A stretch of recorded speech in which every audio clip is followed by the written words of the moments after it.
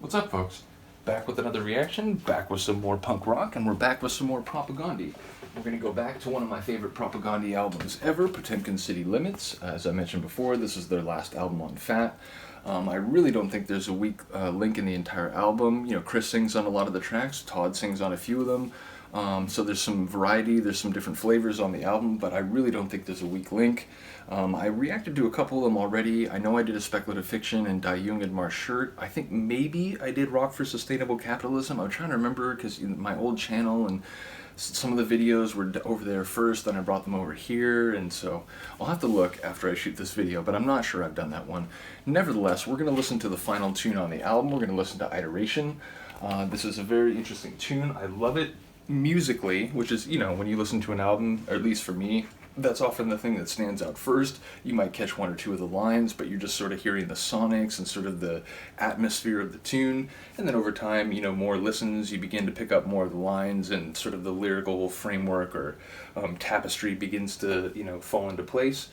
But yeah, I really did enjoy the music when I first heard this one, and then, you know, I began to understand as I listened to it more.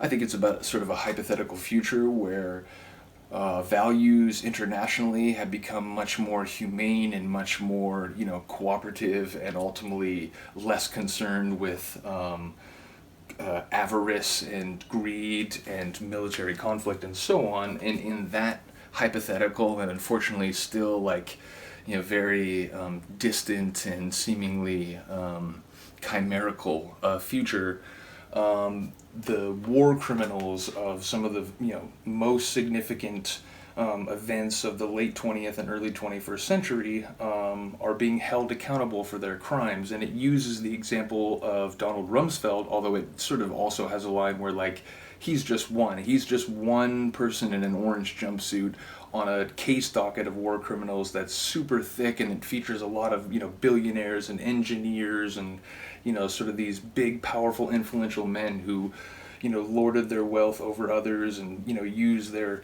media influence to sort of romanticize or at least whitewash, you know, their activities and so on. So yeah, it's speaking in essence about the Iraq invasion by the U.S. and the sort of coalition forces, based on ultimately intelligence that was refuted by the deputy director of the CIA at the time. Like, no, we don't think they have yellow cake uranium. That was based on a sort of older and ultimately probably erroneous British report and so on. So, like, you know, it's getting at the issue that this was a contrived conflict, one which was based on seemingly knowingly false intelligence, and which ultimately led to tens of thousands of civilian deaths, multiple thousand, you know, U.S. and coalition military, like, service member deaths, the sort of disruption of local cultural and social systems, sort of abuses by some of the military members there, some of them not even held to account, you know, by military tribunals or so on. So it's basically getting at all the sort of suffering and wrongdoing that came out of what was ultimately a misguided or at least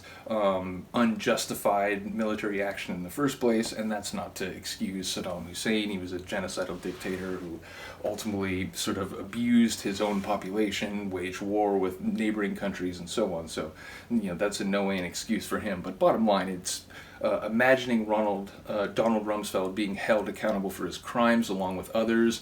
And when he says in this courtroom that, hey, you can't do this to us, we, like, number one, we were just doing what we were told. And it, you know, the song makes the point that you can hear laughter erupt from the gallery. It's like, wow, that's the oldest line in the book, and something that people always say when it comes down to actually, you know, being held accountable and responsible for their actions. But you know what? You know, we can't gouge 1,000 eyes out of you. You know, it's, you only have two, and so, like, the level of suffering and pain and human loss that you've caused cannot actually be repaid in any physical action. So, you know, why don't you stay here for the rest of your life? You'll never have any influence again.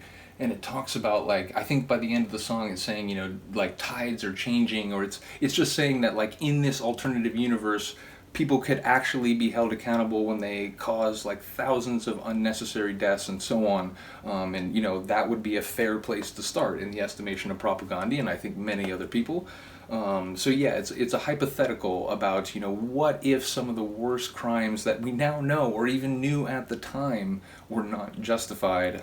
What if someone actually had to pay for the death and destruction that was caused? So that's what I think the song is about. Let me know if you have a different take. Let me know if you at least have like a more detailed understanding than that. I do believe it's the very last tune, so it should be the last tune on this side. And it will War crimes will be prosecuted. And it will be no excuse to say. War criminals will be punished. And it will be no defense to say, I was just following orders.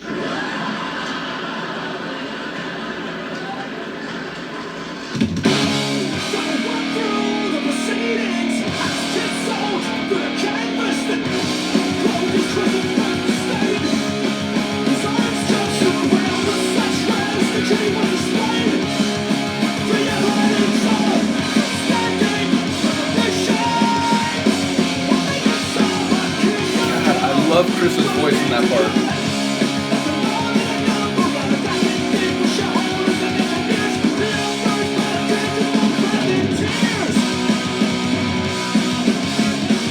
Yo, I forgot how good this is.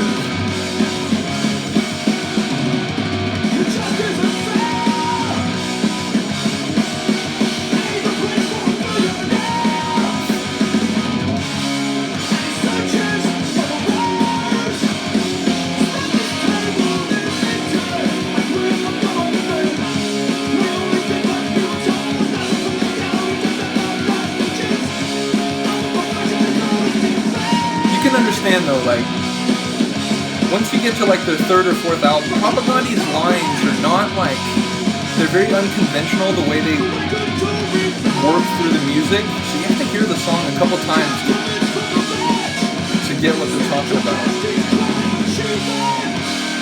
Oh yeah, come on.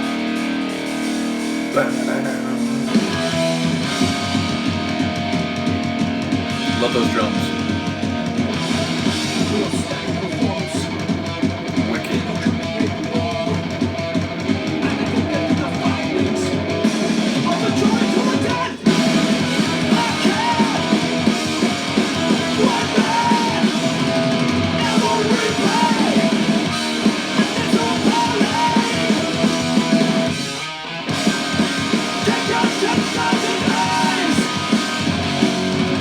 Oh, that's right, like, yeah, you know what? You're gonna spend the rest of your life trying to disarm landmines that were, like, put in some of these places.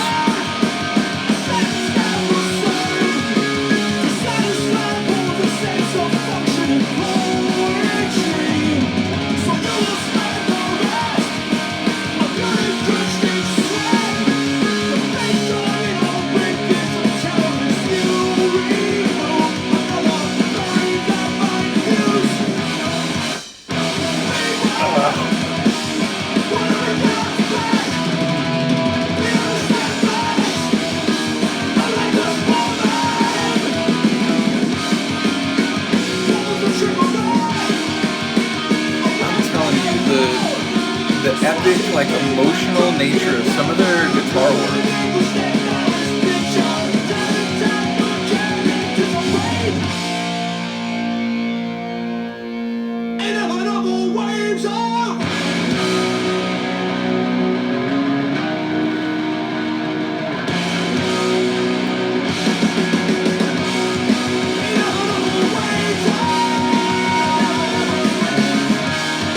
Listen to the guitar work.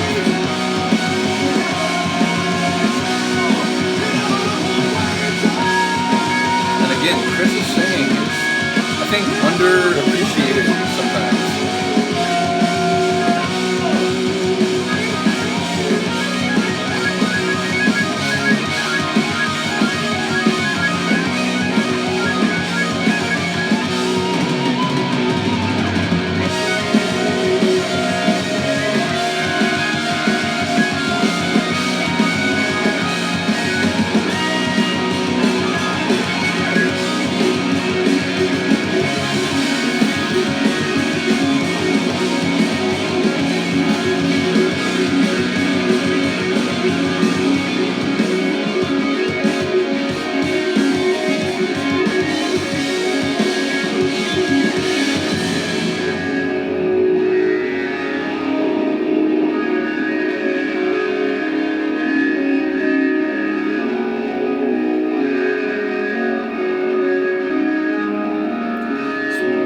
sort of almost like ambient outro.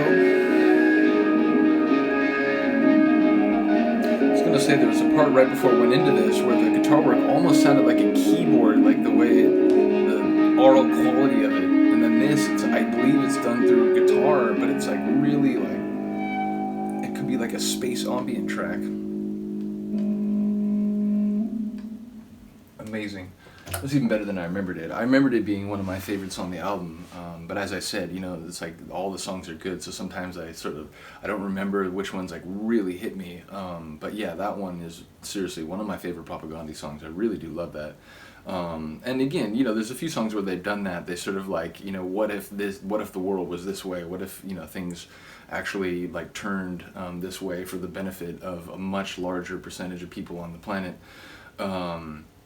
And it makes me think of Adventures in Zoocosis, where like I think to their dying day, Propagandhi will be writing songs about like, hey, here's a lot of problems, but one day maybe in some like dimension somewhere, like maybe some of these things can actually be ameliorated and rectified and improved and extended to a much larger percentage of demographics. So yeah, I really do love their songs, and like sometimes whether it's I mentioned the guitar riff, it had a sort of emotional character to it, but yeah, I feel like especially later in their catalog, there's a lot of their songs that have this like very deep emotional quality, even if they are talking about like political and social and cultural issues and critiquing things in society, or in some songs like speaking kind of like the Dead Kennedys and sort of like sarcastically referencing things and from the perspective of someone with, let's say, lesser values. So I really do love the complexity of their songs, but again, a lot of their songs in more recent albums just have this really like emotional sort of foundation. So yeah, let me know what you think. Let me know if you like that one. Let me know if there's another tune on this album I haven't yet reacted to that you'd like to hear. Other than that, thank you for listening and watching. I will see you next time. Peace.